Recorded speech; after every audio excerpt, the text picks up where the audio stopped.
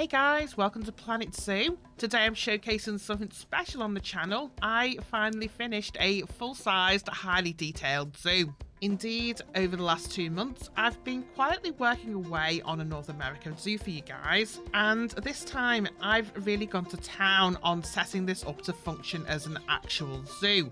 So taking the time to plan out what goes where, adding things like the car park, transport rides, and there's an actual road into and out of the zoo this time, just adding to that realism. I've also spent a lot of time on the terrain, so there's mountains and lakes, and the river here that cuts through a big portion of the landscape. I've also been adding what felt like thousands of trees and rocks and things. Honestly, it's been a labour of love, but well worth it to me. The zoo itself features every single North American animal in the game, so not just the North American DLC animals this time. I've managed to get them all in, including those ones that live way up north like the polar bear and that. I've created a special area just for the Arctic animals, help them feel more at home here. Anyway, today we're going to do a tour of the whole zoo, so bear with me on this one, it might be a long video. Hope you guys enjoy it, and I promise I'll try not to ramble too much so that we can get through the whole thing in a reasonable time. Okay, so we're going to start today's tour at the very edge of the map. This is the first zoo where I've kind of filled the entire map, and it was quite important to me to make sure that it blended well with the surrounding landscape. So that took a lot of terrain editing and just try and make it look like it actually belongs here. So I initially put in the little river here and made sure that the road going into the zoo was parallel to that, because that's kind of what you would have in a natural landscape like this if it was realistic. You'd have the road running parallel to the river because it's easier to build it next to a river than it would be to have it going into the mountains more. The road runs across the entire map, and for the realism effect here, instead of the road just ending where the map ends, I've blended it into the landscape by elevating the land a little bit, so it's running under in these tunnels, which I think looks pretty neat. With the entrance to the zoo, I've got a couple of entrances so that I've split out where the staff would enter and where the guests would enter and park. So this little bit here, this is where the staff would enter, and that's barricaded off. We've got some gates here, and got these little signs that these were added to the game when the North America DLC landed, and I use them for everything. I know they're meant to be used when you're putting up a blocked path that guests can't walk down, but they're such a great addition. I use these for everything. I hope at some point Frontier will add more of these backstage props like this. They're so useful and very much appreciated. Anyway, that's the staff entrance. We'll go and take a look at the guest entrance now.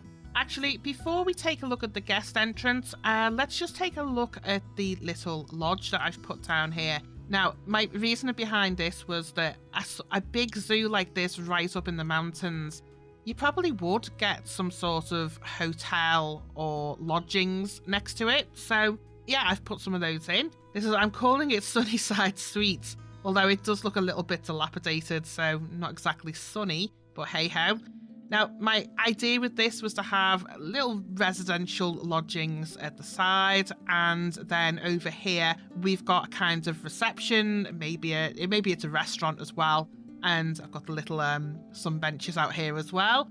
And this is right on the edge of the river, so you've got a nice little view from here, well, although the windows aren't that great at the back.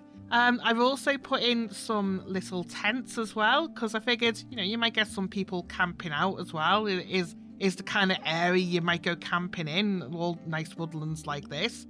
So yeah, there we go. We've got some residential stuff before you get into the zoo. Now, the entrance itself, I've called the zoo Canyon Creek, and basically that was the first name that I came up with. I'm not great at thinking of names for these places, so I thought, well, it is kind of like a canyon, it is kind of a creek, and that feels like quite a North American name for a park as well, so that's why it's called Canyon Creek. The road here curves around into the park, and that brings you into the car park. This is actually the first time I've built a car park in one of my zoos, and it's about time, to be honest. It took me a while to get the hang of changing where the spawn point is, and so yeah, I'm a bit late to the party with that one, but I have indeed moved the spawn points, and that's given me the opportunity to put in this car park. You do occasionally see guests walking through here as well. I don't know where they're going, but they will walk around this at some point. Now, with the car park itself, I've got some coach parking on either side, and then up at the top is a drop-off zone. Although, to be fair, considering this is a mountain park, you're probably not going to get people arriving here by a taxi or rented transport or whatever. They probably are only ever going to arrive by their own car, or maybe they would get a coach. I've also put in a little restroom at the side here. I mean, if we're going for realism, you probably would want a restroom right when you get into the car park before you get into the zoo itself.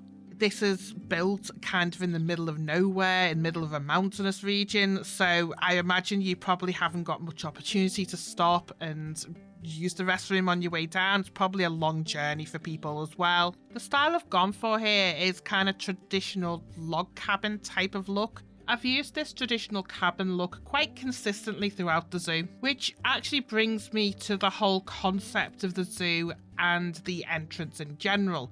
So what I was going for with this zoo, it's meant to be a sort of repurposed lumberyard and sort of logging camp. So the look I'm going for is that this whole area maybe was used for logging or mining, and now it's a zoo. So the entrance itself is based on what I wanted to look like an old lumber mill.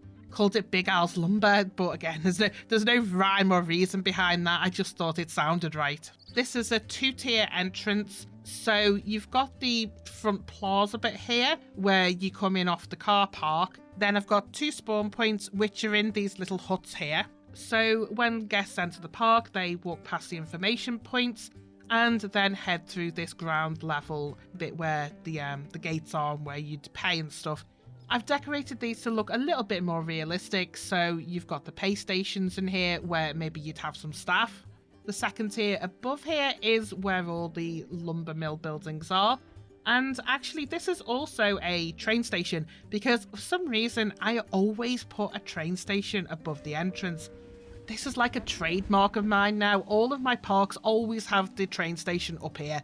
And yeah, it looks alright. And it fits in well with the whole lumber thing as well. You probably would have a train station here if you were transporting lumber about. So over on the left is more the train station side, and over on the right I've put in some eateries here, so you've got some water and food options.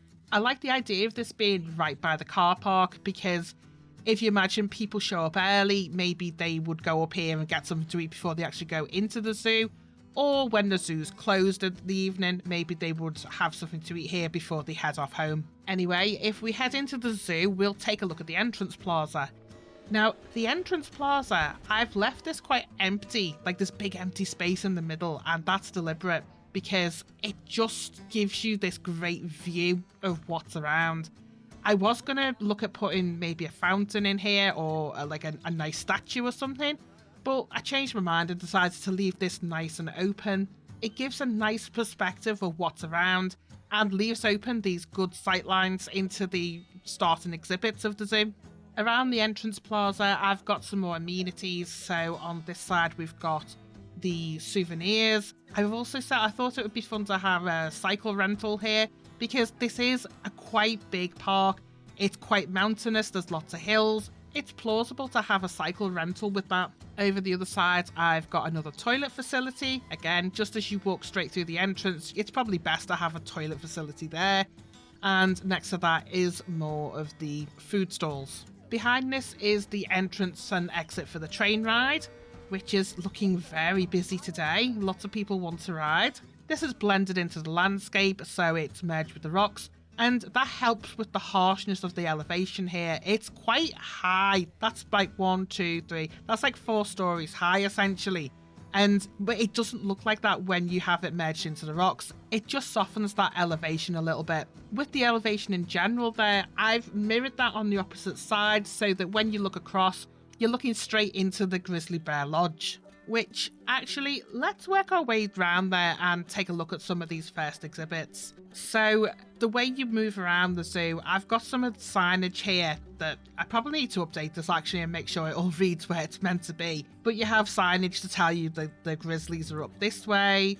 The beaver underwater view is around the side there.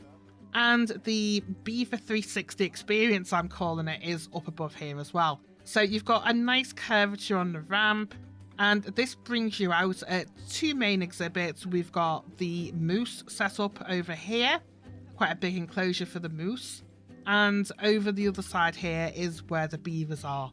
But before we take a look at that, let's walk around and have a look at the grizzly bears. So with the zoo originally, I had in here was the prairie dogs. And I didn't realise when I put it in, the prairie dogs really don't take up that much room. They have quite a small enclosure because they're actually pretty tiny animals themselves, so they really don't take up much room. And where I put the prairie dogs in here, it was a big, huge expanse of space that was way too much for the little prairie dogs. So I changed this into the Grizzly Lodge instead. And it's a much better use of the space. This is great for the bears. It looks about right. It's a nice view for the guests into, so I've put the pool of water down here, which the bears like swimming in as well. There's definitely no way for them to escape here. They've got a nice little electric fence to keep them in if they need it, and also to keep the guests out, obviously. When you follow the path around, I've added this cabin here, which I'm calling Grizzly Lodge. This is a big open plan covered space. So when we go through, you can see here, you're looking into the sleeping area for the grizzlies. So yeah, you get to have a look if they're asleep there. Then I've got some of another education sort of decal board over in the back here. Right at the back, I've got some seating down here, but people never sit here. The guests never use this seating, but I've put it in regardless because I imagine, if this was a real zoo, then this might be an education area or like a starting point for educational tours if you're going on a tour around the whole zoo. I like as well how it looks out. It's got this nice balcony type thing that you're looking out to the train station and whatnot. You get to see the train going around. So, yep, that's the grizzly bear habitat. Let's go and take a look at the beavers then. Now, with the beaver habitat, this again is like two tiers, so you can walk up the middle here and you get to look at the moose and the beavers at the same time. There's also another path that leads around at the top here, but if we go back to the entrance as well, so back down this ramp and around the side, I've got an underwater viewing area for the beavers as well. Now it doesn't look, you can't really see through the water here because of the way the sunlight is directed in this zoo. Unfortunately, that's just a problem with the game rather than a problem with the design. You just can't really see the beavers from here. But if you imagine this was realistic, then yeah, the guests could definitely see from here as well. I just put that in so that the guests could see the beavers underwater, making the dam here. Essentially 2 beaver viewing points here. Oh, and there is also, if we go back up to the top again, I do have another beaver viewing point here that looks into the sleeping area again. So this is looking into the beavers' little pods here. I have 2 of these pods that I created myself. Thought I'd do something a bit fancy for the beavers, so they've got these little pods that they can sleep in the enclosure. Behind the beavers is what I'm calling the pit stop points in this zoo, and this is the first one of those where essentially it's because the zoo is quite big and there's a lot of trails and stuff. I've got these breakout points across the park so that there's a rest area, put some amenities in here, so they've got some food stalls again. I did make this little kind of like a bus shelter, I guess, but I think it fits well on this little corner here you've got the Cosmic Cow vending machine in there. Also got this little cabin as well. This is non-functional. It's there for decoration essentially. I didn't really want to put any more of the amenities in here, but I thought this little corner needed something, so we've got this little cabin on the corner, again with a little bit of seating out here that you can look at the enclosure opposite with. And opposite of this is where I've got the cougars. And I love the cougar habitat. I could sit here and watch the cougars playing around all day. This is the point in this zoo where the elevation starts to change quite drastically, and it is getting a lot higher. So I've played around with that height with the cougar habitat too, and it fits in so well. I mean, cougars live in mountainous areas, and it feels natural to me, this. And yeah, I'm really happy with that habitat.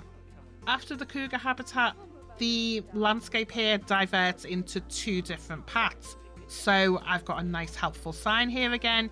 This way taking you up to the Arctic experience that I put in. And the other way is the way to things like the timber wolves and the mountain hike that takes you way, way up into the mountains. So we'll go and take a look at the Arctic thing first before we get around to the hiking. So up the path here, I'm really loving the elevation that you can see here. The sight lines with the elevation is so great. And first of all, we come across the staff only area buried into the rocks. I wonder what that means. Well, let's take a sneak peek actually. So if we go through here, yeah, this is taking us underground. Not very decorative down here. I could have done more with it, but who cares? It's only a staff area. So down here I've got one of the veterinary clinics, and then this path that takes you round to, well, we'll come to that. Let's not spoil the surprise. Let's go back up out, and so back on the path, we'll follow up to the Arctic tundra section. I have put in a little bit of a kiddies adventure playground here. I put it on the elevation, so kiddies are probably going to hurt themselves quite bad on this, to be honest. You know, you're coming down a slide and you just don't stop, you just keep going down the elevation. But I thought this was a nice area to put in the adventure playground. This might be a nice stopping area for some people. So up above here, we're coming to it's sort of a tundra exhibition space. And it took me a while to figure out what I was going to do with this, because even though we're up in the mountains here, if we go up above a little bit, you can see we're up quite high, but we're not quite high enough to sort of support very cold biome animals. So the animals that can cope with warmer weather might be okay outside, but I figured it was best to put the very Arctic animals into their own exhibition space. So let's go and have a look inside. And so first habitat we've got here is the Arctic wolves, and I've given them quite a bit of space here. I've put in the 2-way glass here because the Arctic wolves are quite nervous animals and they really don't like people looking at them, so it's nice for the guests. They've got quite a nice view all around the enclosure there, and the Arctic wolves, once you go past the glass, they're not getting disturbed at all. Nice little area for them in here. I love how they sit and sleep under this covering quite often. You'll often find nearly all of them just under here fast asleep, so yeah, that's quite adorable. Anyway, let's head out to the next section. So if you follow the pathing through here, this brings you into this sort of overhang area, I'd like to call it, because this is definitely a sub-level habitat. So essentially dug into the side of the mountain. Probably not that realistic. I mean, this would be very expensive to pull off in real life. But you know what? This is a game and I enjoyed making this, so let's enjoy it. This walkway, if we go inside here, this stretches across the entire, well, there's 2 exhibits here. Let's say we've got the Arctic wolves, and then over the other side we've got the polar bears. And the walkway here stretches right across the top, so guests can walk all the way down here, give themselves a bit of room. And because this is quite high up, we do also have other viewing points. So if we follow this round here, this brings you out into, it's essentially the train station, so it's the next train station stop. And let's go down the stairs. So this brings you out from, so that's from ground level, and this is bring you out into the sub-levels. I did also put a lift in here as well, thinking of those, I know we don't have disabled people in the game, but, you know, make this realistic. There's a lift there if you needed it. So this brings you right down to the ground level, well, on sub-ground level. Hopefully the lighting is okay on the video, because I know this is underground, it's gone very dark. And for some reason in the game, it doesn't matter how much lighting you use in the game, it never fully gets bright again. So we just have to deal with the fact it's a little bit dark in here. But anyway, let's walk through. So first off, as I say, we've got the wolves here, the Arctic wolves. And then on the opposite side, we've got the polar bears. What I'm not very good at making polar bear enclosures. I find making enclosures for polar bears is quite difficult because they're quite stubborn, difficult animals. They need a lot of space. They don't like a lot of vegetation in their enclosures. But what I did do, I made this little polar bear den. I had to look online to see, well, where do polar bears actually sleep? And apparently what they do is they'll just dig into the ground in the snow and they'll make themselves a little den in the snow. So I've recreated that of a kind, and it's kind of like a cross section so that people can view into the little den here. And it's absolutely adorable when they do actually go in there and sleep sometimes as well. So that's really cute to look at. What I've also put in here, we've got an education point in here. So a place for them to get talks from. And with the stairs here where the education seating point, I've reskinned this to be a little bit more modern to fit in with the overall design of this train station. Because the original one that you get with the game, it's very bare wood and quite dry looking.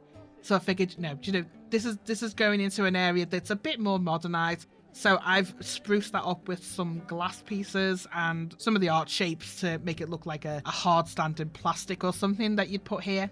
The train station itself does have a few other features. So I've got in here is the education point where I've talked about global warming in this section. Nobody goes in here for some reason. I don't know whether I've programmed it in wrong because there is walkways that underneath the fake flooring I've put in here. There is a walkway under there, but nobody ever comes over to look at the education point. But it's meant to be global warming. We've got this nice little globe here, dome, to represent the heat. And we've got the little signs in here. Just a shame I never see the guests go in here. Anyway, what else have we got on the train station? I've got, there's a gift section here, so you can buy a hat or you can get a little gift there. Sometimes the guests do use that one. And over the other side, I've got some more food stalls and another restroom set up there. The statues, we won't dwell on that. There's just a bit of comedy on my side because, you know what penguins do with polar bears, or, well, what polar bears do to penguins? Yeah. I thought that would be quite funny to put a statue in there to represent that, but we won't dwell on it because it's funny, but it's not the most pleasant thing to think about, is it, how polar bears get their food? Anyway, what else can we look at in here? So I've tried to get in as much natural light as I could by putting in these skylights. So this goes right up to ground level, and it does help a little bit. I've got one over the main plaza bit here, and then over the train itself. That doesn't work as well because it's a bit narrower. But yeah, I've got natural light in, and the train station itself has got lights in as well. I'd much prefer if I got to choose how the lighting worked in the game, because I would make this a lot brighter than it is. The lights themselves don't give off that much light unless you've got the game set to dark. This is a game mechanic I've had to get used to and just basically live with it. That's basically what there is to the Arctic exhibition. And when you go through the train station, yes, this does actually go through the mountain to another area, but we'll come to that in a bit. What I'll do is we'll head back through the train station back this way and follow the railroad round, which I filled all this in, even though, not many people will be looking at this area, but hey ho, I filled it in anyway. And what this does, this brings you out to, we're heading backwards on ourselves a little bit here, but I just wanted to quickly show you guys the staff area. So this section over here, which is behind the grizzly bears and the moose, this is all staff only. So I imagine you've got your clinic set up here, you've got your staff room and some of the keeper huts, and staff do come back here occasionally. I have put in additional parking here because the zoo is so long. I imagine if this was real, then yeah, there would be additional parking, and you would have the staff in jeeps and stuff working their way around the zoo. Now, behind the railway here, this section here, this is the trade centre, and I've set up a little quarantine centre here as well. Different style of building for this, was just trying something out. And with the quarantine centre, I've tried to make this more realistic. So we've got some outside space where maybe if you had an animal that needed to quarantine, at least they've got some space on the outside. Obviously not as much as they have in their own habitats, but there's a little extra space here. Now, this is all closed off from the guests, so they can see through the fence, I guess, and when you're going around on the train, then you would see through here as well, but I've tried to keep this separate, as it were, for a little bit. So that's the staff section.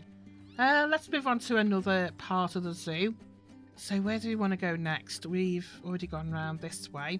Oh, I know. Okay, so the path diverges again at this point. So you can either go up into the mountains past the cougar exhibit that way. If you go this way, now follow the winding path around here, and this brings you into the Prairies section. So the Prairies, this is like a little tiny subsection of the zoo, which the land is a lot flatter here because I've mimicked what it would be like in the Prairies, which traditionally is a huge expanse of flat lands, farming territory if you will, which is exactly what I've got here. So another train station here, which is inside this barn that I've made. This brings you around to another pit stop food area, so made these look very farmish. I mean, I know it's a bit cartoony as well. I was going for that look. And here, just to fill in the space, we've got a giant burger next to the chief beef, and around by the cosmic cow. I've tried poorly to make a representation of a cartoon cow there. And by the Pip Shop juice, we've got the big pears, because I think Pip Shop it looks like it's meant to be pears, so we've got a pear thing there as well. Behind this is where I've set up the farmland. This house took me forever to build. I just wanted to make it look like a traditional American style farmhouse. So to do that, I had to use a lot of custom pieces, breaking up the roof and stuff, and it looks nice the way it is, so I'm glad I spent that time on it. Behind here, we've got the fields, we've got some storage containers and barns and stuff. Just all very farmlandy. Let's follow the road round anyway, around this side. Oh, another toilet facility in here. This is type of building is looking... I wanted this to look a little rougher than the wooden lodges that we were using around the other side of the park. This is more farm-based, so we've got a lot of corrugated, rusty stuff. Fits in quite well. Behind here, this is where I've squeezed in the prairie dogs, and they're much happier in this little space than where I had them before. The prairie dogs really aren't that demanding, so they don't need a lot of vegetation and stuff in habitat, so having it too big, it also looks rather empty, so this looks a lot better in that it's just a little bit of grassland, which would be the prairie dog's natural habitat. I've also squeezed in the back here is the little lodging that I've made for them. So yeah, little prairie dogs are sleeping there, and all this farmland and the habitat stuff here backs onto the river. And I did create a little pedestrian bridge I've seen these bridges quite a lot in the States where it's covered over. So you've got sidings and you've got a roof and stuff. So a nice little covered walkway there over the bridge. Behind this is more farmland, but we are kind of getting back into the wooded area as well a little bit, so trying to blend it into here, going back into the woodlands. So if I run right back here, this is where I've put the sort of the working mechanisms of the lumber mill. So down here, I've got a little sawmill as well. This is one of the last things I created actually, and I do love this little sawmill thing that I've got down here. Tried to make it look like the wood's going to get sawed in half. Behind this is another log producing workhouse type building. So I thought, yeah, you might have somewhere where up above is where you'd have accommodations, and then down below I thought of the idea of having it where the maybe the logs have to be sanitized or something, or cured a little bit before they go through the cutting process. So yeah, I've made like a little oven here, like steam and stuff, where maybe there's something that gets processed here. Now, let's have a look down the back as well, because this is kind of leads into how the landscape flows at this section. So we've got I've got the little log stands and stuff, but this takes us over to one of the lakes. And I've not really done as much as I could have done, I guess, with the lakes, but I have had a go at like prettying up this one and making it look like it's a working lake. So you've got little like fishing hut here with the fishing boat, and yeah, this flows down from the mountains. So I've got in the waterfall here this one would get water into the lake here, and then that flows down into the river as well. So you've got a little bit of the river here as well. To be honest, this section of the zoo was one of the more complicated water mechanics things I had to deal with, because obviously if you want water to sit on a higher level, you either have to fill it in with land or you have to put a barrier across there. And I was struggling to get the barriers to sink into the ground. So we've kind of got a compromise here where I've got little rocks and stuff to cover up where the elevation goes down. And I think at the end of the day, it worked quite well. We have got a nice elevation up into the mountains with the lakes and stuff. So yeah, I think it works quite well. Right, let's move back around to the Prairies area because we missed out this section.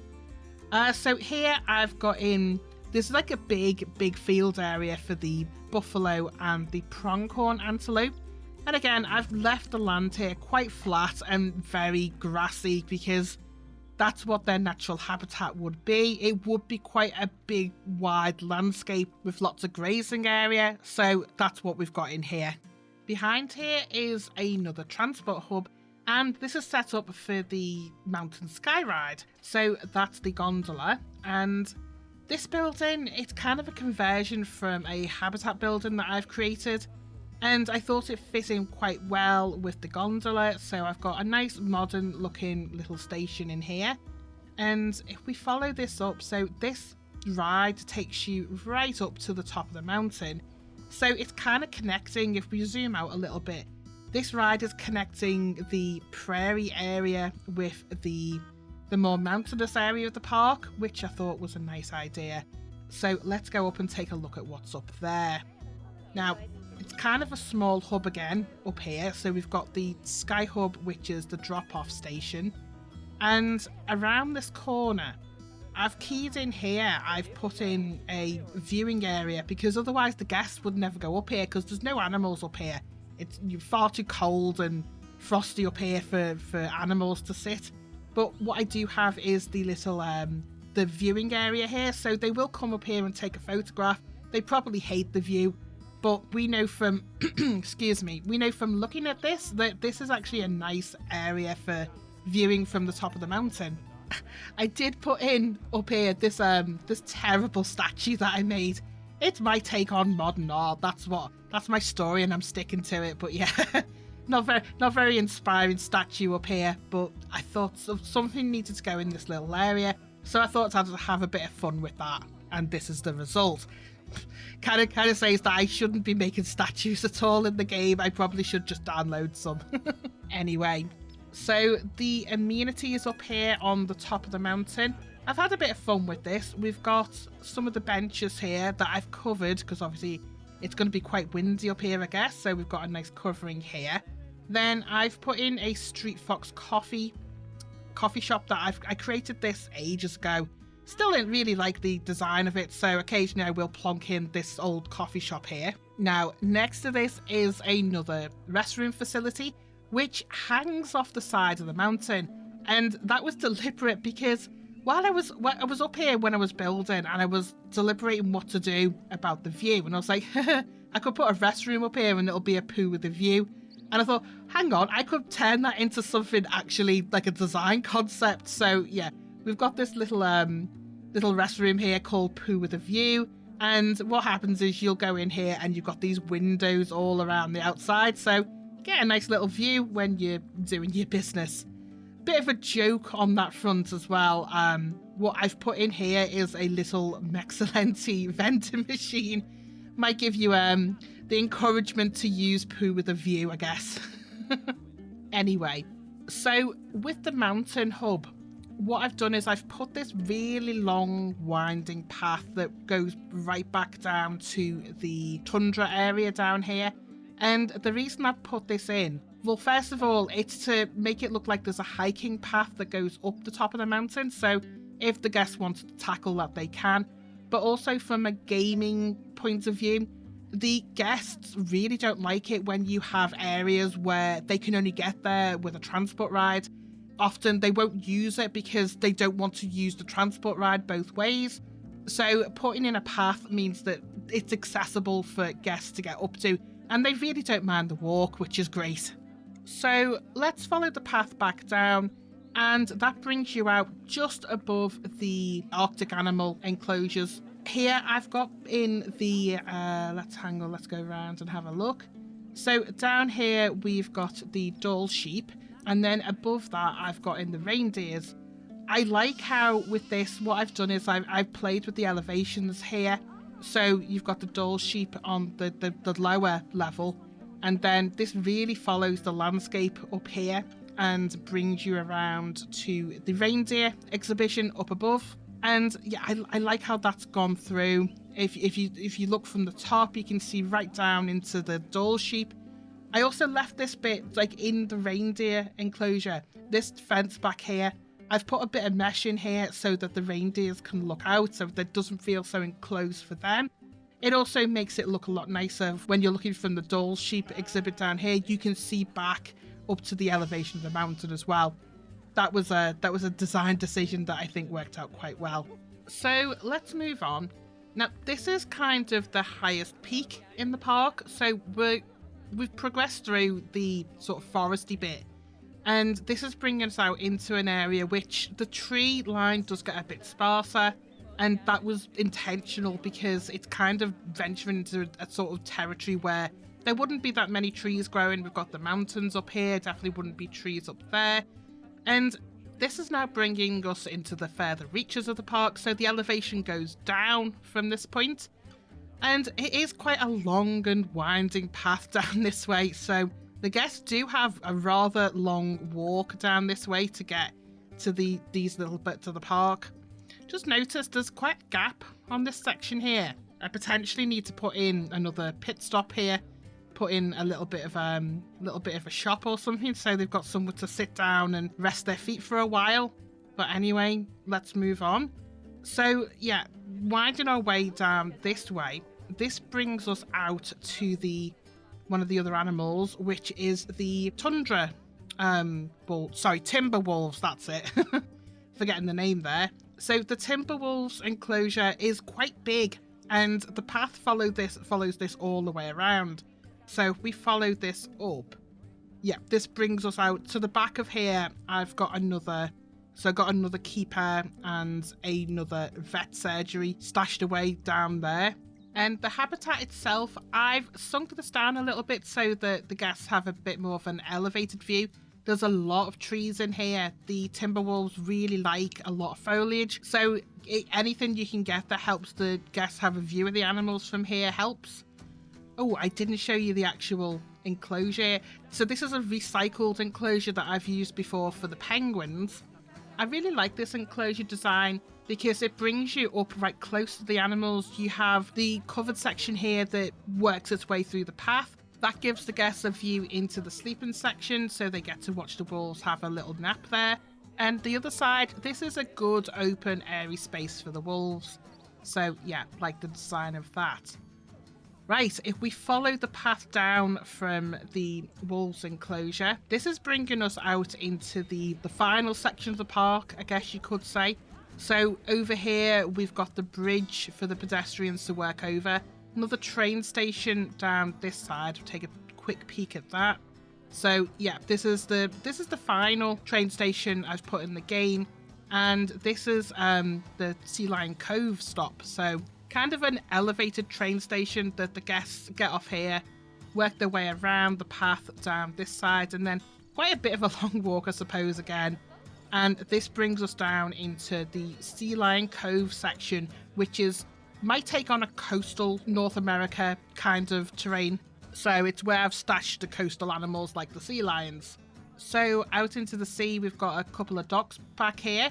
I've repurposed the ferry that I used I built this for the Thailand park that I was building earlier this year, and I've repurposed the boat for this one as well. Kind of fits in well with the theming. Next to this is a pier with some amenities, so some shops for food built into this. So we've got a gulpy slushy there, and a pizza pen the other side. This design for this pier, Now, I've kind of stolen this from another game. One of my other favourite games is Grand Theft Auto, and GTA 5 has this amazing landscape. So basically, I think for the whole design of this zoo, I have kind of stolen a lot of the landscape from GTA because they just worked on that so perfectly. The people who developed that game did so well with the landscape. And so, yeah, the pier here, I've borrowed that from GTA and kind of replicated it in Planet Zoo. And I think it works really well. It's a nice little pier. This leads us into the sea lion enclosure. With the sea lions, now, what I originally had was, I had this pool in the centre, and then I've got this ramp that takes the sea lions over onto the beach. Because I was looking at some reference material, and in San Francisco, they've got piers where they have sea lion beds just set up next to the pier so you can watch the sea lions out in their natural habitat. And I thought that was a brilliant idea that I wanted to copy. And what I originally did was, so the bed in here, the jetty bed in, this was all enclosed within a fence, and like the fencing went into the sea. And it looked really nice and made a nice enclosure. But the blooming sea lions kept escaping, like magically escaping through solid walls of the fencing and the barriers. So eventually what I did, I got rid of all of the barriers essentially for this part of the enclosure, and decided that my sea lions are just going to live free in this park. And so the sea lions, they can swim around all of this, what's supposed to be mimicking a seafront. The sea lions can swim around this entire bay. It took a bit of fiddling with the pathing and the barriers, a lot of use of the null barriers here, and making sure they couldn't escape. And eventually I've got it working so that, yeah, the sea lions have all this space to swim around as much as they want. They tend to stay around the central areas because this is where all the stuff is for them. But it's nice to see them just swimming free wherever they want in this back bit of the zoo here. Kind of like maybe these are wild sea lions that are just rocking up every now and then to entertain the guests. The buildings and amenities behind the sea lion enclosure, I've tried to make this look like a sort of seaside port, so Americanized seaside port buildings here. With you've got some lockups, and we've got what I would imagine this would be a little restaurant and stuff. And also did this little milkshake and ice cream hut, which I thought looked quite beachy when I'd put that together. Also a little deck chair space here for guests to have a little sit down if they want to watch the sea lions. And behind here is some more entertainment. So we've got a Hats Fantastic setup, Looney Balloons, and another Just a Memento back there. What I love about this and the landscape is that it's elevated at the back, and I have the train line running right at the back, so you get this really nice view when you're down at the front here, and you just see the train going past up above. I think it looks really cool. I've also got more staff buildings back here, because otherwise it's quite difficult for staff to get all the way down to this section because the staff can't use the transport ride. For them to get down here, it takes forever, so I've got some amenities set up right here that they can service the sea lions with from there. Next to this is another restroom, and I've repurposed this building from another build as well. And it's sort of, so you've got restroom at the front, and then the back bit would be more like pretend staff buildings and stuff back there. Behind this, I've got another transport ride, and this is where the American alligators live. So we've got a little, very, very brief transport ride, the 4x4 tour that goes through into the alligator habitat and gives the guests a nice view of the alligators from here. Do you know, funny thing about this, I originally had the alligators, it wasn't the ride that went through the enclosure. I had the alligators right up to the path line here. And because I've been living and breathing this park for like 2 months now, all of my spare time has gone into working on the zoo. And in the end, I started dreaming about it, and I had a dream where I was putting together the alligator enclosure here. And I started playing around putting in the 4x4 in my dream. So I woke up and I was like, what the hell are you doing? Clearly I've been playing this too much. But anyway, I figured, well, since I thought about it, I should probably try and see if it'll work. And you know what? It does work quite well. It just about fits in. the ride is a little short, I guess. You're not going to get your money's worth, are you, going around that tiny little space? But I think it works well. Now, behind this, if we go just have a quick look back at the sea lion bit, I do have some stadium seating in here for the educators to give talks on. So we've got 4 sets of seats, and I've split this across 2 education points. I've set it up this way because with your education points, you can only give 1 talk per year, which I thought was a little sparse, and sea lions are quite an attraction for the zoo. So I figured giving the 2 education points means that they get a talk every 6 months. So 1 is keyed up to this education point here, and the other 2 seats are keyed up to this one. And it tends to work quite well. The seating always gets filled, so there's always somebody who wants to watch. Something else here that did take quite a bit of time to build is this building back here. Now, I did use a reference for this. I've been looking along the west coast of the US at some of the building types that we use there, and I came across this building I think it was in San Diego along the shorefront there. There was like a seafood restaurant that was built out into the sea, and I thought that would look pretty neat in my park. Unfortunately, I couldn't get it to stretch out into the sea because the shape of the land here, the water doesn't quite reach it. So I've made my peace with that and kind of live with that. But I think the building's a really pretty building, and especially with the little lookout point at the top, it looks pretty special to me. So what I've used this for is the small animal exhibit. So if we go and have a look inside there. Ooh, quite busy in the old exhibition space there. But this is where we're keeping all of our North American small animals. So we've got the frogs and I think there's a snake in there. In the middle, I've got some of the wetland creatures. So I think it's the terrapins.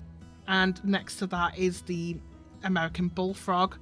And round the back, this side is the 2 desert ones. So we've got the Gila monster in that case. And there's a scorpion back in this one. And I've kind of decorated this as it's still kind of seaside-y, so it's a seaside building. I thought it was better to keep the seaside theme across the board rather than decorating sections of the building to be relevant to the animals. So it is more, oh, we've got this building, but we've also imported some animals to sit in here as well. And yeah, again, it took a long time for me to build this section of the zoo, but I'm really pleased with it. One of the last things I actually built for the whole zoo was the little lighthouse across here. So we have got out in the ocean, there's a little rocky outcrop, and on top of there I've got a nice little lighthouse back here. Again, I used the lighthouse in Grand Theft Auto as a reference material for this, although I had to build it with wood, whereas that one was built out of concrete. But with the concrete pieces you can't change the shape of the angle of those, so I had to switch to wood to make sure I got the angles correct on the building. It's a nice little addition here that ties the seaside theme together.